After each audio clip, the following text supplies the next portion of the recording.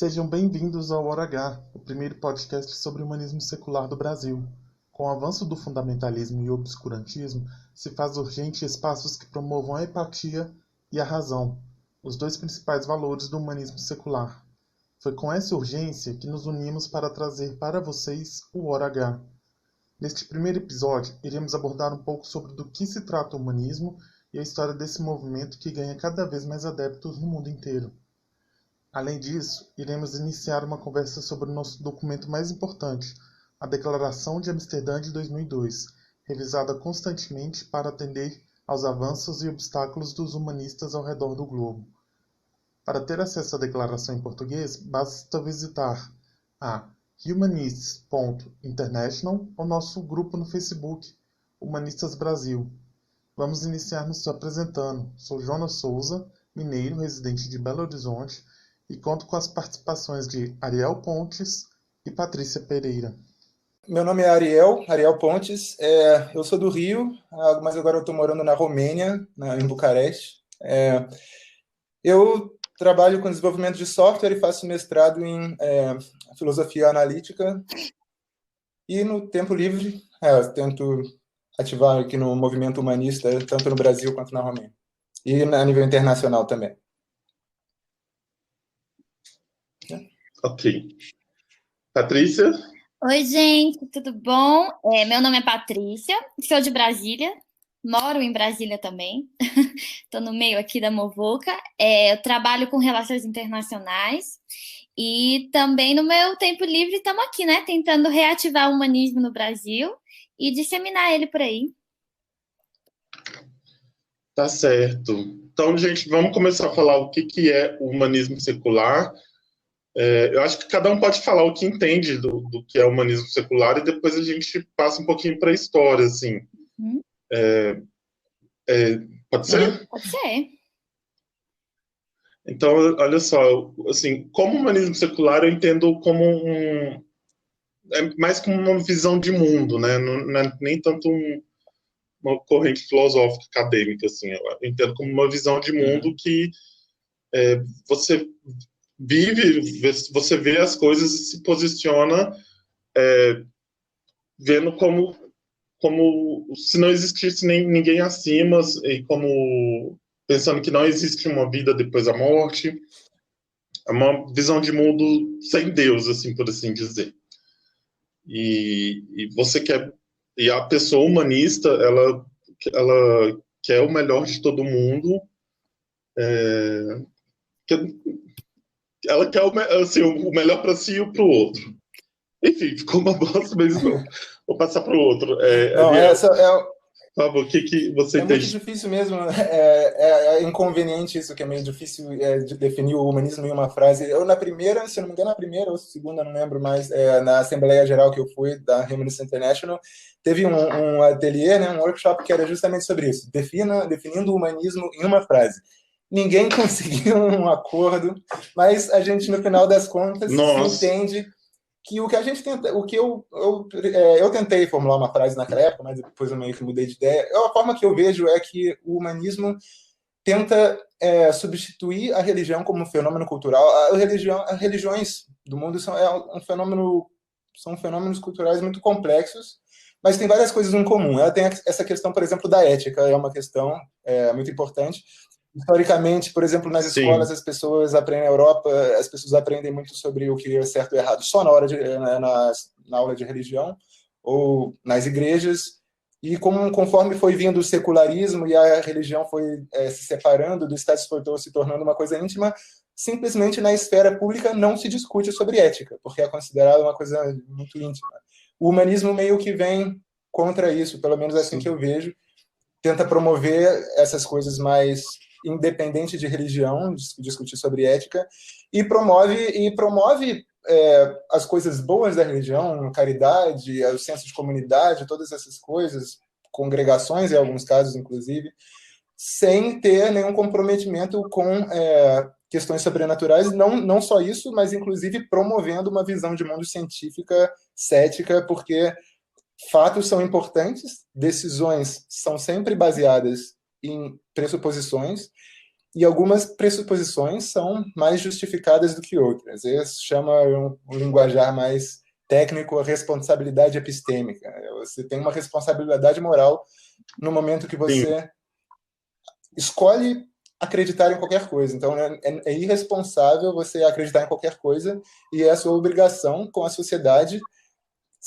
ter um mínimo, não ser crédulo demais, ter cuidado com o que você acredita. Eu acho que esse é o foco, o que difere o humanismo de quase qualquer outro movimento. A gente acredita e defende, por exemplo, os direitos humanos e a ética, etc., mas essas são coisas que vários outros movimentos também promovem, associações pelos direitos humanos, essas coisas, mas só a gente tem esse foco em promover a visão de mundo científica e cética.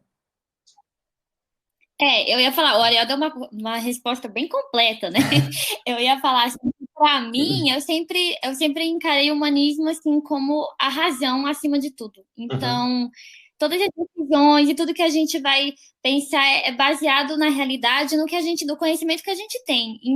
Então o ateísmo, por exemplo, para mim, ele é uma consequência do humanismo. Eu sempre tomei assim, né?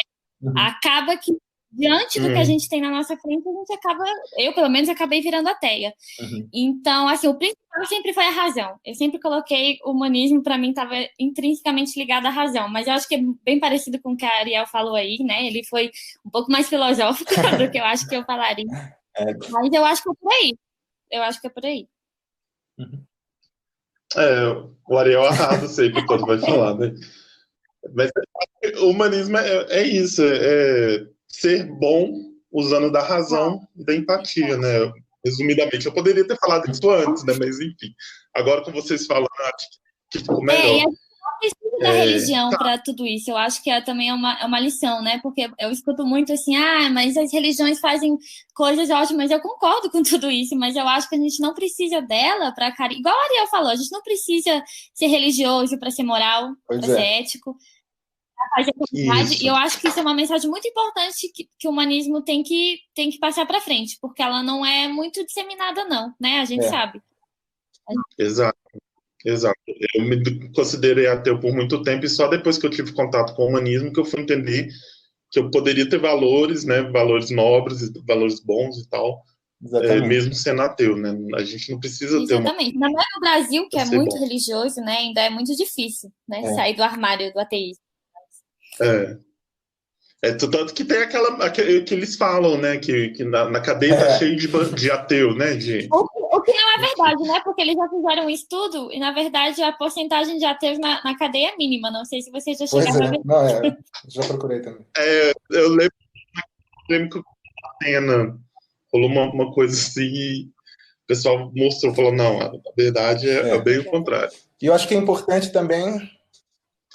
Só queria falar que justamente o humanismo é meio que algo a mais para o ateu, porque eu também, quando eu virei ateu, eu tinha meio que uma reação dessa, como eles falam em inglês, knee-jerk reaction, com qualquer coisa religiosa, já dava assim uma ânsia, assim, de não, religião não, algum grupo quer se encontrar. Eu vejo isso, muitos ateus, principalmente ateus de primeira geração, pessoas que viraram ateus há pouco tempo, quando você começa a promover qualquer coisa, não, vamos nos encontrar e falar sobre o bem, como viver uma vida melhor, ou fazer um grupo de autoajuda, as pessoas ficam, não, tudo isso aí é tudo besteira, é coisa que nem religião, ou é a autoajuda barata, as pessoas associam todas essas coisas aos aspectos negativos da religião, e não é uma coisa que precisa ser assim necessariamente. A gente pode pegar todos os elementos positivos e deixar o resto de lado.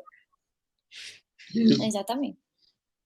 Isso, essa parte de comunhão, né, de se reunir, das artes e tudo, mas, né, a gente não precisa excluir tudo o que foi feito. Tá, pessoal, já demos 8 minutos aqui de apresentação. Vamos, então, passar para a parte da história do humanismo secular, do nosso movimento. Quer começar a falar, Ariel? Então, eu me envolvi bem mais com o movimento humanista depois que eu vim para a Europa, porque eu já era membro, eu entrei na LIS no Brasil quando eu ouvi falar de humanismo, eu procurei e entrei completando o formulário online, mas não teve muito nada, além disso, não descobri uma comunidade. Quando eu vi quando eu vim para a Romênia, eu tive a oportunidade de conhecer os grupos daqui e, sendo tudo meio perto na Europa, também teve algum evento internacional aqui e eu conheci o pessoal da Humanist International. Agora, definir quando começou o humanismo é meio complicado. Claro que movimentos céticos, o ceticismo, ateísmo, essas posições filosóficas sempre existiram, né, desde a Grécia Antiga.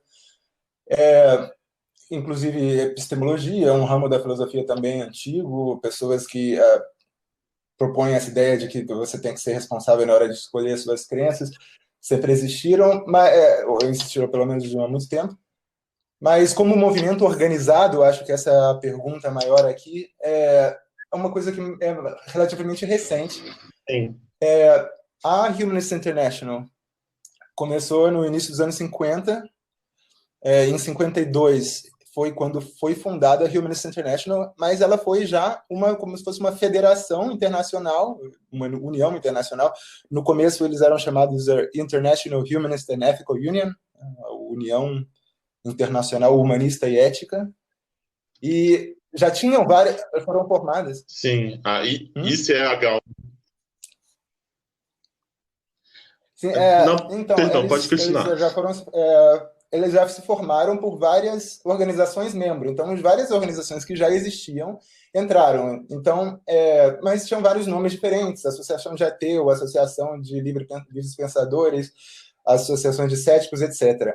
A mais antiga dessas organizações, que era membro da Humanist International, a primeira que entrou e até hoje é membro, é a Conway Hall Ethical Society, que foi fundada em 1787, na Inglaterra.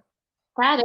Foi a primeira organização registrada com CNPJ que lutava pelos ideais secularistas. Foi a primeira oficialização, digamos assim. Então, já desde aí dos século XVIII já começava esse movimento. Depois ele cresceu nos Estados Unidos. Eles eram parte de um movimento que chama Ethical Movement nos Estados Unidos. Ele cresceu nos Estados Unidos porque era um ramo. Começou com os judeus, que os judeus, por serem um grupo, uma religião interessante, eles são muito seculares. Muitos judeus não acreditam em Deus, mas continuam praticando aquelas coisas porque justamente eles veem os aspectos positivos disso, da caridade, da comunidade, etc. Então, alguns começaram a se rebelar contra os rabinos mais tradicionalistas e falaram: não, eu não quero restringir, eu aceito qualquer um, não precisa ser judeu, pode vir aqui na minha sinagoga, eu não vou falar de Deus na minha pregação. E aí só que aí teve tensões dentro do judaísmo, compreensivelmente, e eles acabaram se separando e criando esse movimento ético. Só que aí veio o nazismo na Europa e fugiu todo mundo para os Estados Unidos. Hoje em dia, meio que não sobra. Essa é a única Ethical Society que ainda tem na Europa. E nos Estados Unidos esse é um movimento maior. Mas o segundo marco seria 52, quando foi fundada a Humanist International, foi quando se escolheu o nome humanista, porque essa Conway Hall Ethical Society não tem humanista no nome, por exemplo. Então, se adotou o nome humanista, Sim. Foi adotado em 52. Foi como uma decisão de marketing coletivo.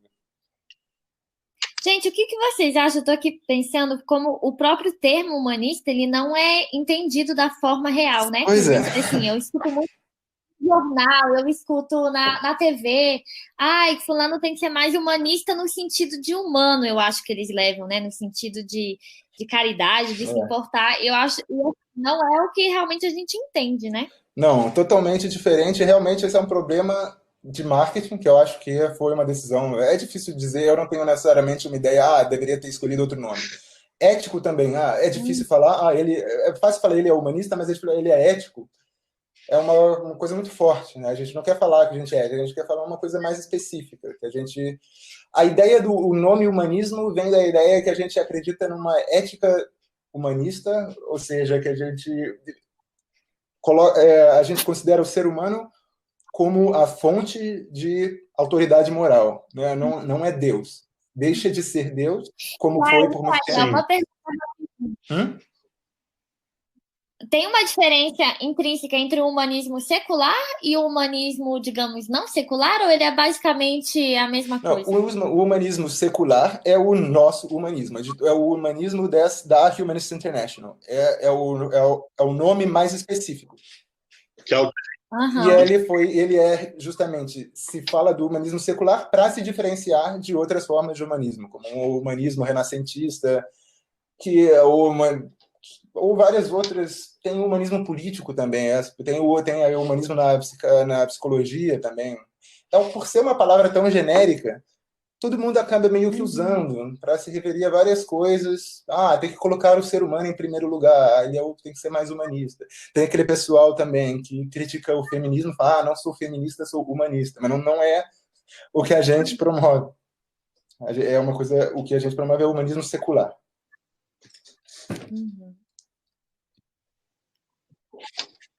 Eu tenho usado bastante essa expressão humanismo secular para justamente não causar essa confusão, né, com essas outras formas de humanismo aí que aparece, né? A gente no Brasil vê até teólogo, padre, se declarando humanista, mas na verdade não tem nada a ver com o que a gente está propondo. O problema aqui, é que a gente também, a verdade é que ninguém é dono da palavra humanista, nem a gente. O que aconteceu no nível internacional, principalmente no Reino Unido, você falou humanista, as pessoas sabem, as pessoas pensam humanismo secular. Mas lá eles tiveram a primeira associação em 1700 e tanto. Então, dá para imaginar que é um contexto histórico muito diferente. É claro que lá você vai falar humanista, não precisa falar humanista secular, porque eles já vão pensar, são os humanistas seculares. Mas no Brasil, não. Você fala que é humanista, as pessoas pensam em qualquer coisa. Então, acho que realmente, no nosso caso, o mais importante... O problema é que aqui não tem nenhum debate, na verdade. A gente não entra nem na seara para debater o termo. A gente está bem alheio ao que tá discutindo. E assim, eu escuto em jornal, eu escuto de filósofo, de professor universitário, um humanismo que não é o nosso. A gente tem que, conforme a gente foi ganhando popularidade, a gente talvez consiga convencer as pessoas, consiga mudar a sociedade de forma que as pessoas pensem mais rapidamente na gente quando elas ouvirem a palavra humanista. Eu penso que parte do nosso trabalho aqui, né, do nosso grupo, vai ser justamente causar esse discernimento nas pessoas, né, do que a gente quer com o humanismo, o que significou esse humanismo que a gente está defendendo. A gente vai ter muito trabalho, né, mas vamos lá. Tá, então vamos passar para falar da declaração? Vamos. Tá, eu vou ler os 7 fundamentos do humanismo, porque assim, o Ariel falou, a gente está alinhada com o humanismo da Humanist International. E se cada um vai poder entrar no site, vai ver que eles têm uma declaração, que é a chamada Declaração de Amsterdã. Nessa declaração tem 7 fundamentos. Eu vou ler aqui os fundamentos, porque vai ser assim, nesse podcast a proposta é que cada programa a gente fale de um dos fundamentos. Nesse primeiro programa a gente vai falar do primeiro, mas eu vou ler aqui para que quem tiver curiosidade, né, ir pesquisando ou já ficando por dentro do que a gente está falando. Então, os 7 fundamentos da Declaração de Amsterdã são os seguintes: ética secular baseada na compaixão e no altruísmo, racionalidade, ceticismo e mentalidade científica, laicidade, democracia e direitos humanos. Esse é o terceiro. Não estou contando, né, mas o quarto: equilíbrio entre liberdade individual e justiça social. Quinto: busca livre por conforto existencial através de práticas e rituais não dogmáticos. O sexto: criatividade, imaginação e arte como ferramentas de transformação. E o sétimo, o último: minimização do sofrimento e maximização do bem-estar e prosperidade. Aí cada um desses fundamentos, desses pilares, tem um comentário. Alguém quer comentar sobre isso que eu li agora? Eu só queria falar que esse foi um resumo que quando você resume uma coisa, você necessariamente introduz o seu próprio viés. Essa foi a minha interpretação, porque a Declaração de Amsterdã original é meio original, que na verdade é de 2002, porque a original é de 52, essa que a gente vai cobrir é a de 2002, quando ela foi reestruturada justamente porque os humanistas nós promovemos progresso e não ficamos presos a documentos dogmáticos. É um pouco mais longo e, né, deixa algumas coisas abertas à interpretação, então eu coloquei de uma forma mais metódica, de uma forma mais para o século XXI, mais para mídias sociais, vamos promover de uma forma curta. Mas eu acho que é bem por aí. Não, eu acho que não é controverso demais o que eu falei. Isso. Tá, então eu vou ler aqui o primeiro fundamento, vou ler ele completo, que é o da declaração mesmo. Porque isso que eu li, na verdade, foi você que fez esse... Para o pessoal entender também, quem estiver ouvindo. Tentando promover, criar material para postar na página, eu quis, justamente porque as pessoas não conhecem muito bem o humanismo, eu quis focar nessa declaração de Amsterdã, porque é uma coisa que oficializa. Para você se declarar humanista, essa é uma coisa oficial. Da mesma forma, de certa forma, embora algumas pessoas talvez reclamem, não gostem e considerem dogmatismo, a Igreja Católica também tem uma doutrina oficial. Se você quiser abrir uma igreja católica, você tem que seguir aquela doutrina. No nosso caso, para a gente conseguir... Isso. É difícil reunir os humanistas, porque é um grupo de pessoas muito céticas e algumas... talvez um pouco cínicas, algumas vezes com a ideia de fazer grupos, pessoas livres pensadores, pessoas que são muito meio individualistas, às vezes, muito rebeldes. Então, elas não querem aquele sentimento de igreja, de união. Só que, em 52, imagina, depois da guerra e tal, eles falam, cara, a gente... Por mais que a gente queira ser rebelde e promover essas coisas, se a gente quiser ter efeito no mundo, a gente vai ter que trabalhar junto. Não tem como fugir disso. Essa é uma realidade. E as pessoas falaram, as pessoas aceitaram. Então, vamos tentar fazer uma coisa que promove a individualidade, a liberdade individual, o pensamento. Vamos tentar não ser dogmáticos, mas também vamos tentar ter um mínimo de união. E então, o que eles fizeram? Justamente, quando fundaram a Humanist International, eles falaram, o que a gente concorda? Quais são as coisas mínimas que a gente tem que concordar para ter diversidade, para permitir diversidade de opinião dentro do movimento humanista, mas para ter, ao mesmo tempo, uma direção para a gente poder trabalhar junto, para a gente poder perseguir essas coisas em comum. E aí o documento que saiu foi essa Declaração de Amsterdã.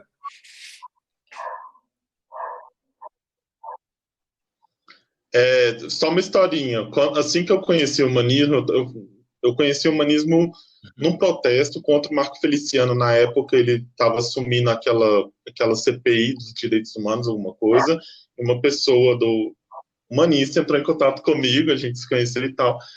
E um dos primeiros alertas que ela me fez foi o seguinte, é que no movimento, porque aquele protesto, a maioria ali era de esquerda, né? Aí ela já deu a dica, falou, olha, no movimento existem pessoas de direita.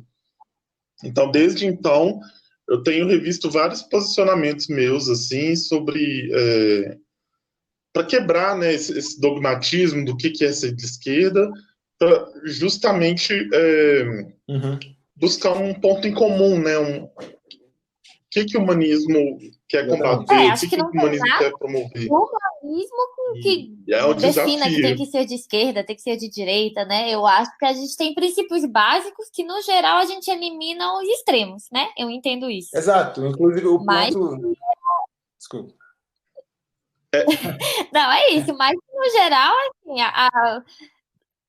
a gama de ideologias políticas ali é grande, contanto que, né, a gente se encaixe nas ideias principais. Exato. Eu gosto do ponto 4 da Declaração de Amsterdã, porque ele é claramente o resultado dessa dificuldade que, com certeza, o pessoal na Europa, que é mais antigo no movimento, e nos Estados Unidos também, com certeza tiveram conflitos desse tipo, tensões, pessoas que discordam.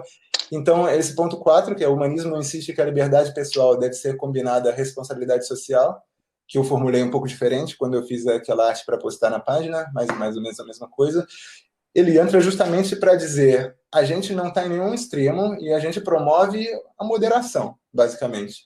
Uma pessoa de esquerda moderada, uma pessoa de centro-direita mais moderada também, promove que acredite em livre mercado e tal, não é nada que vá contra o movimento.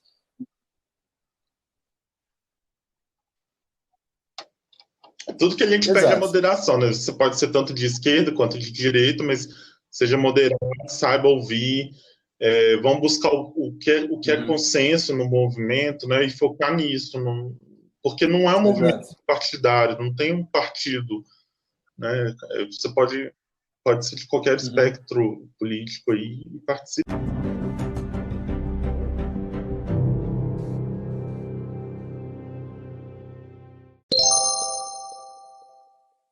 Então, eu vou ler aqui o primeiro fundamento, a gente comenta, depois encerra, tá certo?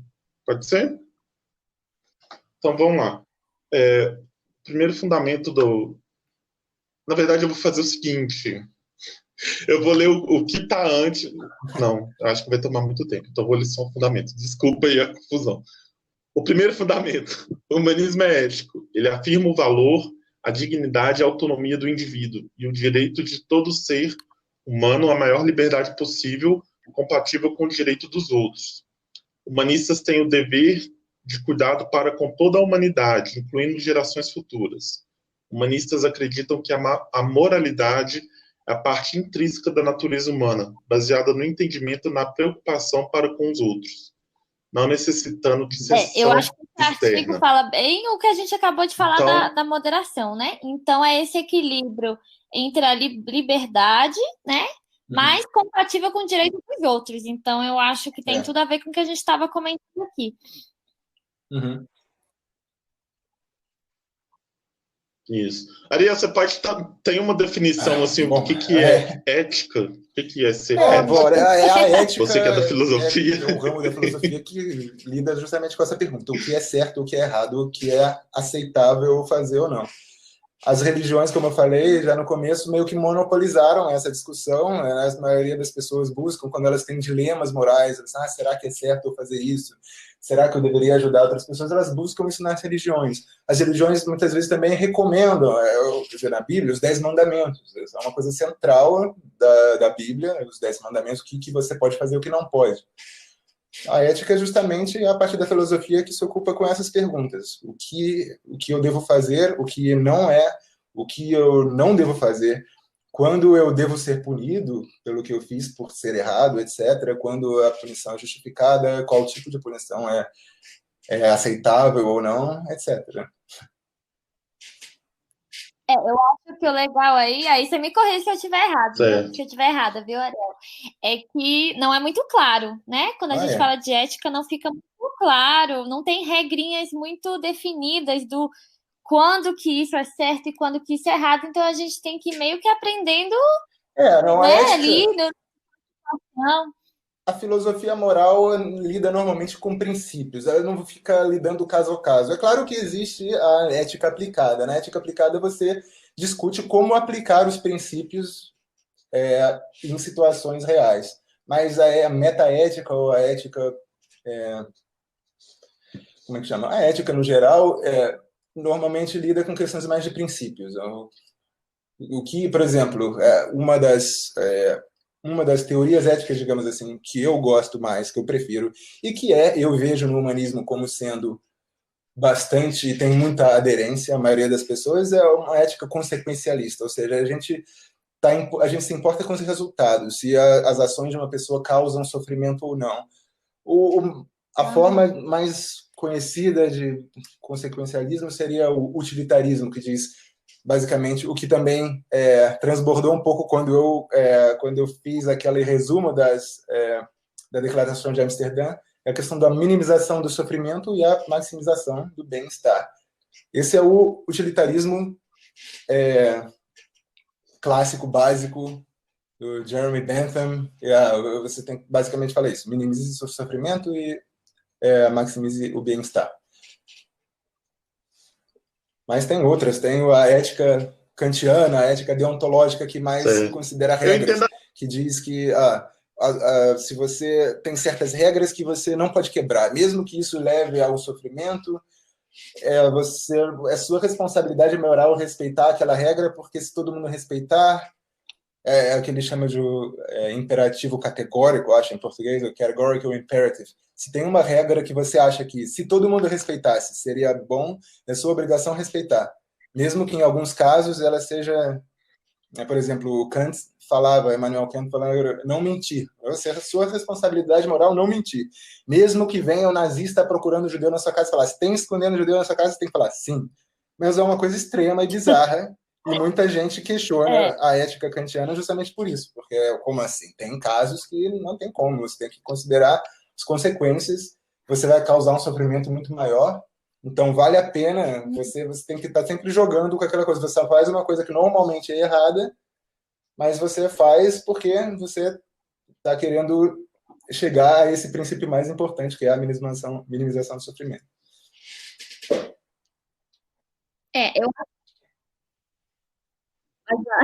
Eu me entendo. Não, então, voltando aqui pro fundamento, o primeiro fundamento que a gente está vendo, eu acho que, então, isso é bem parecido com o que a gente estava falando, né, dessa coisa da liberdade individual.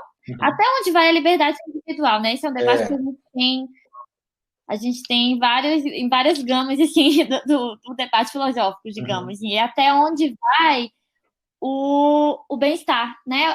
Quando que a gente tem que priorizar um ou outro, né? Então, acho que é um debate legal da gente ter aí.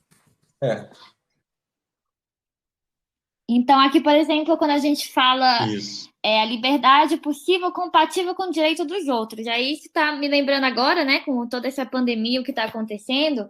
Aqui em Brasília, a gente está tendo um problema com muita gente que não quer usar máscara, né? Agora o governador baixou um decreto que é obrigatório o uso da máscara.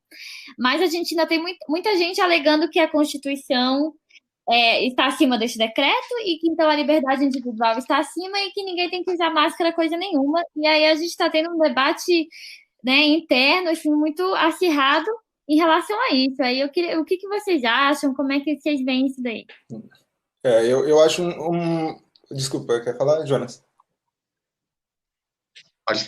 Eu acho que é um discurso que é muito fácil de ficar simplista, né? Porque as pessoas, sempre que as pessoas são muito resistentes a mudanças, então elas apelam a esses princípios quando uma coisa está mudando, mas elas não percebem que, na verdade, elas, no dia a dia delas, sempre estão abrindo mão da liberdade. Sempre viver em sociedade é abrir mão da liberdade. Quando você assina contratos, quando você aceita pagar os seus impostos, quando você faz todas essas coisas, você está se privando da sua liberdade. Por exemplo, leis de segurança, por exemplo, quando você vai construir um prédio, você tem que respeitar certas leis. Você não vê ninguém falando, não, eu não quero respeitar a minha liberdade individual, construir o prédio como eu bem entender, minha responsabilidade individual, não respeitar nenhuma regularização sanitária no meu restaurante. Você não vê as pessoas pedindo isso. Da mesma forma, eu acho que é uma questão muito mais delicada e cinza do que as pessoas falam. Não é uma coisa assim, preto e branco, de que, não, sempre a minha liberdade vale mais. É uma questão, novamente, eu vou entrar com minha ética utilitarista, é uma questão de ver quantas pessoas você está colocando em risco, quanto sofrimento a sua decisão está causando. Exatamente.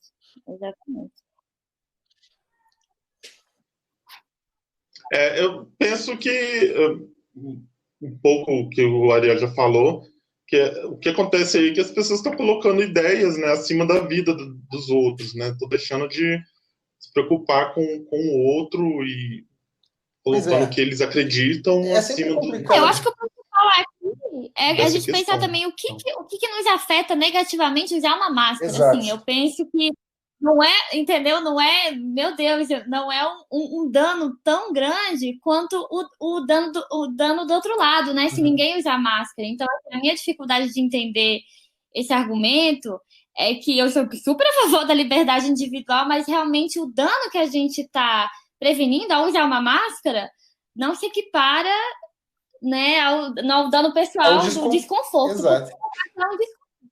Né? É sempre uma questão de colocar esse equilíbrio entre o seu desconforto e o possível sofrimento que você pode causar aos outros. Se você pode, fazendo um esforço pequeno, usar a máscara e prevenir que várias pessoas se infectem e algumas, inclusive, morram, é a sua responsabilidade moral fazer isso.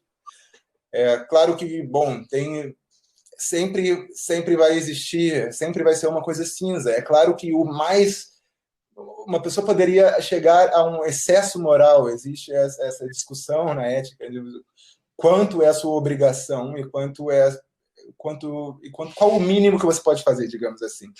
Nesse caso, o Estado está intervindo e está falando, o mínimo que você pode fazer é usar essa máscara. Se você não fizer isso, a gente vai interferir. Mas é claro que uma pessoa poderia ficar presa em casa e não usar nem máscara e nem ir no mercado uma vez por mês, comprar um monte de coisa para evitar de ir no mercado de novo. Claro que isso pode chegar a uma coisa extrema. O que o Estado faz é, muitas vezes, de uma forma relativamente arbitrária, é definir um limite. Falar, não, daqui não pode passar. Porque isso é necessário. Embora pareça, de certas formas, arbitrárias, algumas decisões oficiais, algumas vezes, é importante você ter um limite claro. É a mesma coisa que, por exemplo, a maioridade, que é os 18 anos. É claro que você não vê as pessoas protestando, falando, não, meu filho é maduro, eu quero que ele possa beber, eu quero que ele possa dirigir. Porque a gente entende que é preciso, por motivos práticos, você estabelecer um limite ali, claro. E eu acho que o governo tem uma responsabilidade de fazer isso numa situação que é totalmente atípica como essa, com uma coisa temporária. Eu acho que a gente deve entender que o Estado está fazendo isso com boas intenções e respeitar a decisão. Aqui na Romênia, por exemplo, ontem, a gente ficou em quarentena, aqui começou há mais tempo, então as coisas ficaram mais difíceis já tem um tempo. Eu fiquei 2 meses sem poder sair de casa, só podia ir no mercado. No meu caso, era só isso. Eu não tenho família aqui, etc. Eu só podia ir no mercado ou fazer exercício em volta do meu prédio. Então, eu fiquei muito tempo assim, meio angustiado, essa sensação de estar preso. E agora, quando liberou de sair de novo. Alguns parques abriram, mas agora também você é obrigado a usar máscara em lugares fechados. Em lugares abertos, você não precisa usar a máscara. Eu respeito as regras assim como elas são colocadas. O pessoal que toma essas decisões, eles são pagos para tomar essas decisões, eles trabalham nisso em tempo integral, consultam especialistas e eles estão recomendando. Se eles falam, eu acho que, no seu caso, nessa situação atual da Romênia, é aceitável você não usar máscara na rua, então eu não uso. Eu tenho gente que usa mais. Para mim é desconfortável, eu tenho barba, a máscara nem encosta direito, eu teria que fazer a barba, entra muita complicação. Eu uso nos espaços fechados, fora isso eu mantenho a minha distância das pessoas, e é isso aí. No caso do Brasil, no caso de Brasília especificamente, se essa é a recomendação, isso que eu faria também, respeitaria a recomendação. Não é nem recomendação, é uma regra. Regras. Né?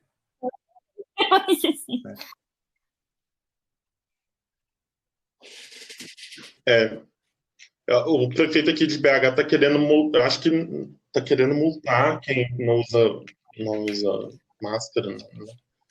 Eu já estou usando, né? Porque é uma forma de eu prevenir meus parentes, meus pais de serem contaminados. Às vezes eu estou com vírus e estou contaminando o outro. E é claro que as pessoas então é bom usar máscara. Bom, ver essa lei como uma coisa maleável, em algum contexto ela vai ficar... Não sei, eu, por exemplo, tenho óculos. Outro problema que eu tenho é que embaça meu óculos quando eu uso máscara. Então, eu não consigo ver as coisas. Então, complica também. Mas tem um jeito de colocar a máscara. Eu já vi um vídeo sobre isso, viu? Tem um jeito que ela não embaça. Pois é, hoje foi o primeiro dia que eu saí eu fui usando máscara na rua. Então, foi que eu peguei o metrô, então eu precisei. Então, eu tô meio que vendo esses problemas agora. Mas uma pessoa pode... Eu não quero não ser também irrealista e dizer que não, todo mundo... Claro que é o que é nosso dever, respeitar o máximo possível, mas às vezes eu sinto que as pessoas talvez cheguem ao extremo de porque elas têm várias frustrações com a regra e acabam quebrando aqui e ali, elas falam, essa regra não faz sentido, então eu sou contra. E eu acho que isso é um passo que não é justificado, porque da mesma forma que você passa um pouco do limite de velocidade, às vezes, que tem na autoestrada, sei lá, na rodovia, você passa um pouco daquele limite, não se sente tão culpado por isso, mas você vê muito pouca gente protestando, falando, não, eu não quero que tenha limite.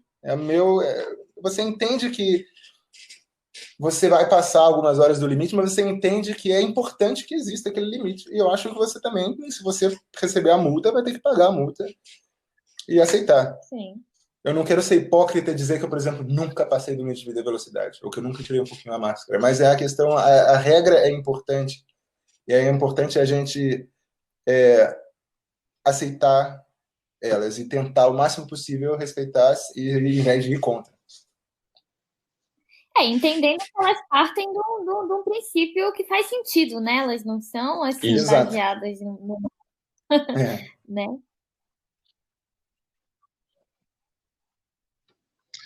Gente, vamos voltar um pouquinho aqui para o fundamento, porque nosso tempo está acabando. Eu queria comentar essa linha aqui, porque eu acho que ela ela pode revelar outros aspectos do humanismo. Por exemplo, a linha é a seguinte: humanistas têm o dever de cuidado para com toda a humanidade, incluindo gerações futuras. Nessa linha aqui eu vejo pelo menos eu interpreto dessa forma, né?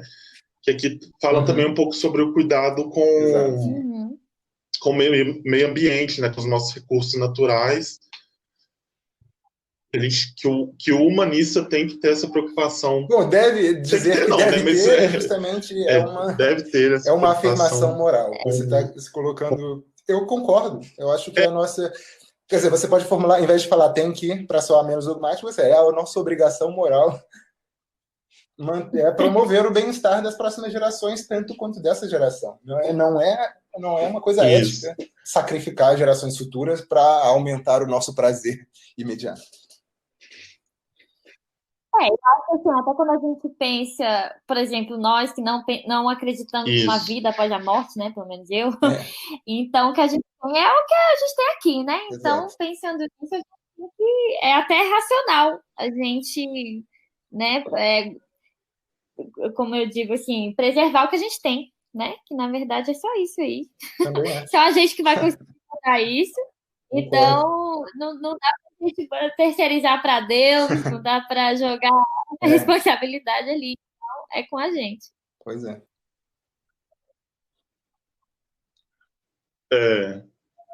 Porque eu penso também na questão do especismo. Eu vejo muitas pessoas pessoas que adotam, né, o veganismo, falam assim, eu não sou humanista, porque o humanismo é especista. Esse é um entendimento errado, porque as pessoas acham que o humanismo quer dizer que você só preocupa com o ser humano, que você só procura o bem-estar do ser humano. Mas a palavra humanista foi adotada porque ao longo da história, a ética era muitas vezes fundamentada em escrituras que eram ditas divinas. Então, a fonte de autoridade moral eram divindades, Deus ou deuses. E a gente diz, não, a fonte é o homem. E se o homem decidir, ou o ser humano decidir, que uma coisa é imoral, a gente não precisa de nenhuma outra autoridade para poder fundamentar essa nossa afirmação. Se a gente disser, inclusive, que criar animais de formas que impor sofrimento aos animais, matar eles e comer, se a gente decidir que isso é imoral, a gente não precisa buscar, o humanista não precisa buscar nenhuma justificação em divindades para poder promover essa ideia. Essa é a diferença. Então, não tem nada de especista no humanismo. É perfeitamente compatível com o veganismo.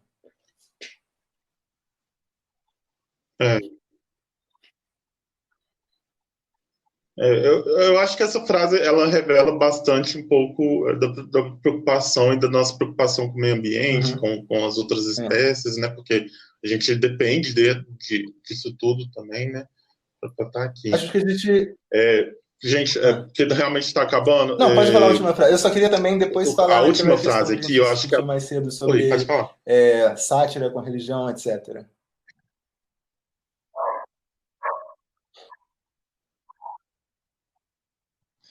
Tá. Então deixa eu ler essa última frase e a gente já engata nisso aí, tá certo? Humanistas acreditam que a moralidade é uma parte intrínseca da natureza humana, baseada no entendimento e na preocupação para com os outros, não necessitando de sanção externa. Eu acho que isso aqui revela um pouco do caráter secular, né? Que no sanção externa eu consigo ver como uma divindade, né? Ou talvez como sanção externa. Por exemplo, eu penso assim, às vezes antes do governo, do partido, não sei, que na verdade a gente não precisa disso, a gente consegue decidir o que é bom, o que é ruim, por conta própria. A gente Exato, porque ao longo da história as pessoas sempre buscaram de onde vem. Porque essa é a questão central da ética, se é uma coisa objetiva ou subjetiva, se entra muito nisso. Por isso entram as questões de relativismo moral. Não, qualquer um, por exemplo, entra muito nessas questões. Alguns países querem intervir, sei lá, e querem, por exemplo, proibir a mutilação genital na África. Aí vem a UN, as Nações Unidas, e tenta pressionar esse país, e algumas pessoas falam, deixa eles fazerem o que quiserem, você acha errado, mas ele acha certo, então fica por isso mesmo. Cultura. É muito difícil exato, a maioria das pessoas, eu, inclusive, a maioria dos humanistas, é muito difícil para a gente aceitar que a ética é uma coisa tão subjetiva assim, é uma questão de gosto. A gente tem essa sensação intrínseca na gente, instintiva, quase de falar, não, mas isso é errado, é objetivamente errado.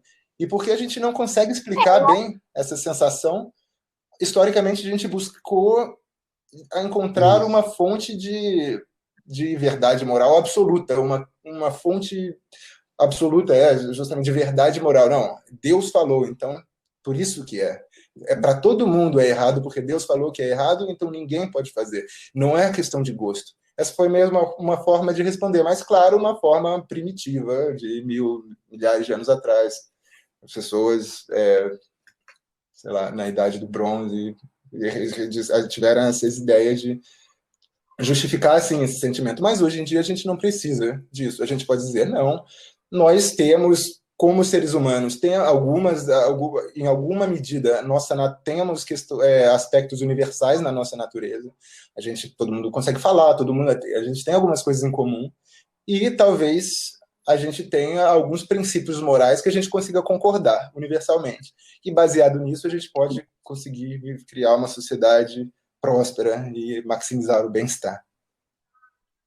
Inclusive, quando a gente entende que existem direitos humanos, né? E a gente concorda com eles, isso vai totalmente contra essa ideia de relativismo moral, né? Porque a gente, então, concordou com um conjunto de ideias e com um conjunto de regrinhas e a gente vai seguir aquilo ali. Então, essa ideia de que, num país tal, a mutilação genital feminina é cultural, assim, não importa se é cultural, se a gente entender o que aquilo é errado, a gente não pode abrir mão, aquela coisa de tolerar a intolerância, né? A gente tem que botar um limite.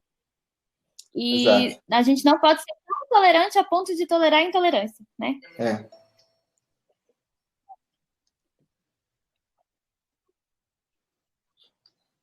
Isso.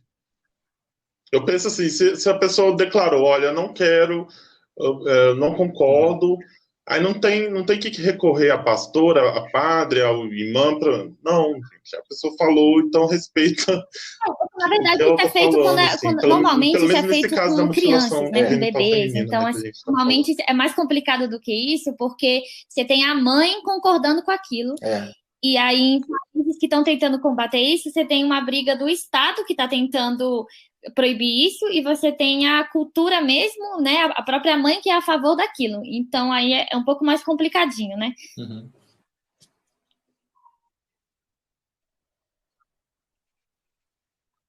Isso. Vamos falar, então, lá da questão do eu acho que, assim, o que a gente está falando da liberdade compatível com o direito dos outros, tem o outro lado ali, né? Que é quando essa liberdade realmente é infringida, Bom, acho que a Ariel pode explicar isso um pouco mais, né? Porque é um outro lado da moeda aí. Porque a gente estava falando mais cedo que é importante sacrificar nossa liberdade pelo bem dos outros. Mas tem horas que isso pode ser levado a um extremo também, e as pessoas podem tentar restringir nossa liberdade em nome dessa ideia que, por exemplo, na Europa existe muito essa polêmica com a questão, ou no mundo islâmico em geral, mas justamente nesse conflito entre Europa e mundo islâmico, com charges contra a religião. E o movimento humanista sempre esteve do lado das pessoas que sempre foi crítico à religião. Então, sempre existiram muitos artistas que se identificam com o humanismo e que fazem trabalhos de comédia, às vezes, ou charge, como foi o Charlie Hebdo, por exemplo, que eram críticos à religião, de certa forma. E aí, teve, por exemplo, na Dinamarca, não lembro quando, acho que foi Eu abri aqui, era nos anos... Acho que foi nos anos 2000, por volta dessa época. 2005. Eles fizeram um jornal dinamarquês, fez meio que um concurso de desenhar Maomé, uma coisa assim. E não foi feito com intuito racista, era sobre a ideia do como o Islã estava se tornando uma coisa cada vez mais parte da cultura dinamarquesa, e por algum motivo eles fizeram essa charge e tiveram uma resposta que eles, se eu não me engano, eles não esperavam que fosse ser tão grande, de inclusive queimarem embaixada ao redor do mundo. Tipo, morreu gente por causa disso, foi a esse ponto. E aí o que os muçulmanos fazem é que você me ofendeu, você não tem o direito de me ofender. Então isso entra numa questão já muito mais complicada, porque é aquela questão, não é uma questão simples, é uma questão de medir o quanto sofrimento a gente está causando em todos esses muçulmanos que vão sofrer por se sentir ofendidos, e o quanto sofrimento a gente está causando na nossa sociedade, que é mais liberal, digamos, na Europa ou no Brasil mesmo. Se a gente começar a se censurar tanto assim, a gente quer viver num mundo assim, orwelliano quase, em que a gente está sempre privando a nossa própria liberdade com medo de ofender alguém. Pode chegar a e chega num ponto que a nossa própria... Por exemplo, o fato da gente não acreditar em Deus, por exemplo, ofende. Pois é, exatamente. E aí chega num ponto que é infringindo diretamente no nosso direito de não acreditar, por exemplo, né? Então, realmente é complicado. Exatamente.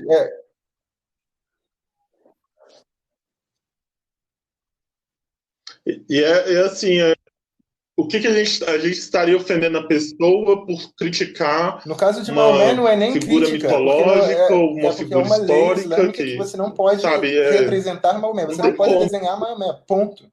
Se você desenhar Maomé, por mais que seja falando bem da religião, não importa. Não, você vai ser uma blasfêmia e você vai ser apedrejado, literalmente ou metaforicamente. Como a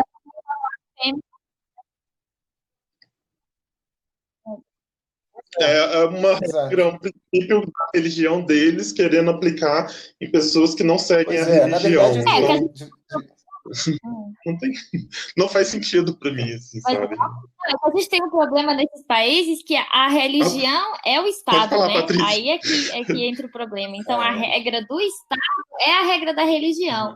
Então, tem uma mistura muito, muito difícil aí, porque aí você tem o próprio Estado, e aí eu posso até falar do Mubarak Bala, né? Que é um ateu, né, na Nigéria. Ele é o presidente da Associação Humanista da Nigéria, e ele foi preso primeiro em 2014 por dizer que era ateu, né? E agora, recentemente, ele foi preso novamente no dia 28 de abril deste ano, porque justamente ele insultou o profeta Maomé, né? Então, assim, isso vai contra a lei do Estado, mas é porque essa lei, na verdade, é a religião.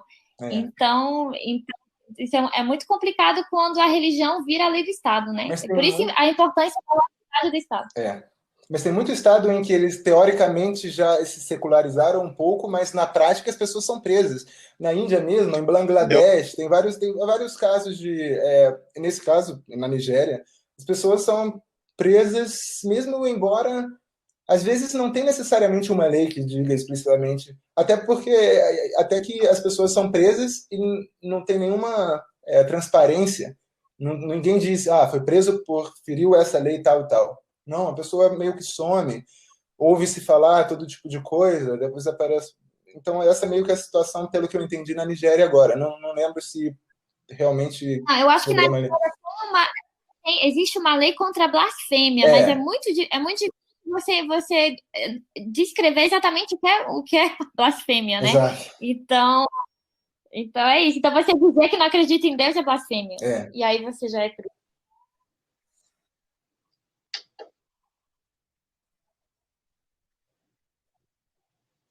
É importante a gente falar aqui que a gente está falando dos fundamentalistas, né? A gente está falando dos muçulmanos, claro. Mas dos muçulmanos fundamentalistas, né? Inclusive, os que sofrem mais com o fundamentalismo são os muçulmanos. Bom, são os que não são mais os ex-muçulmanos. E muitas vezes muçulmanos moderados, que são perseguidos pelos radicais.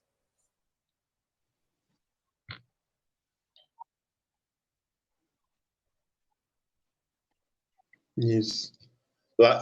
Você falou isso, eu lembrei que a Humanist UK tem um grupo, né, para quem deixou o Islã, para pessoa que era muçulmana e se tornou ateia, e eles formaram um grupo. Eu acho isso muito bacana, muito muda muito, né? Porque a gente fica falando aqui, os árabes, os muçulmanos, a gente acha que eles nasceram naquela religião e vão ir para sempre, mas não.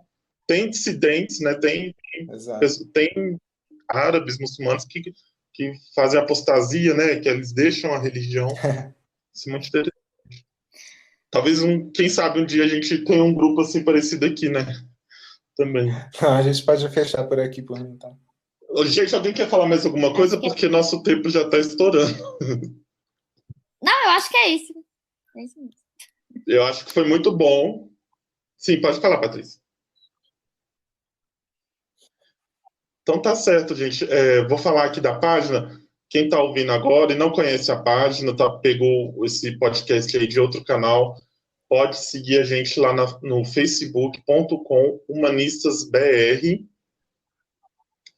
Se tiver dúvida do humanismo, pode chamar a gente no inbox. Tem o grupo também, que já tem um endereço lá na página. Pode entrar no grupo, fazer pergunta, que a gente vai responder com toda atenção, todo carinho e tal, porque o que a gente quer justamente é isso, que as pessoas saibam mais o que é o humanismo secular, entendam a nossa proposta, da Humanist International, e que a gente comece a lutar pelos nossos direitos, né, pelas nossas liberdades aqui no Brasil, formando associações no futuro, quem sabe.